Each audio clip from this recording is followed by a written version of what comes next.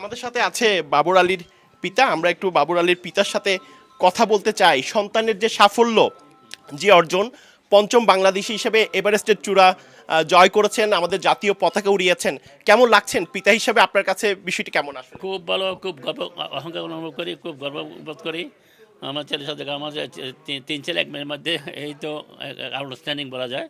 তারপর চিকিৎসক হিসেবে এর সাথে খাপ না খাইলেও কিন্তু ওর শখ ছিল যে মানে এগুলি করার আর কি। তো সেদিন মানে আরও আরেকটা পর্ব জয় করছিল ওখানে নেপালে। এটাও বাংলাদেশে যে প্রথম, আর এটাই তো আছেই। তারপর ওর শখ ছিল আর কি, মানে এবারে জয় করার। তো আল্লাহ তালা তার শখ মিটেছে, আমরা তার সাফল্য কামনা করি। আমার জানতে চাই, এভারেস্ট ওঠার আগে কিছুটা চিন্তিত ছিলেন কিনা, টেনশনে ছিলেন কিনা? অবশ্যই টেনশনে ছিলাম, কারণ অনেক ঘটনা ঘটছে, আমরা দেখছি, আমরা স্টাডি করছি, এভারেস্টের ব্যাপারটা ওগুলো অনেক ঘটনা ঘটছি। সেদিন খুব টেনশনে ছিলাম, কারণ তো ও তো প্রথমবার উঠছে, কোনো তার কোনো আগে অভিজ্ঞতা নেই। ট্রেনিং নিচ্ছে ঠিকই, কিন্তু প্র্যাকটিক্যালি তো প্রথমবার।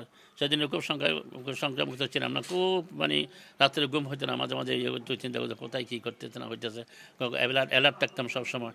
তো ওই আল্লাহ সেটা মুক্ত করছে আর কি।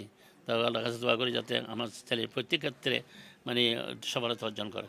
খুবই খুশি লাগতেছে, ওর আশাটা পূরণ হয়েছে, ওর স্বপ্নটা পূরণ হয়েছে, আশাটা পূরণ হয়েছে। ও আমাকে ওইটাও কথা দিয়ে গেছে, এবার আসলে ও মানে ঠিক মতো ডাক্তারিটা করবে, আর একটা ডিগ্রি নিবে, ডাক্তারিটা করবে।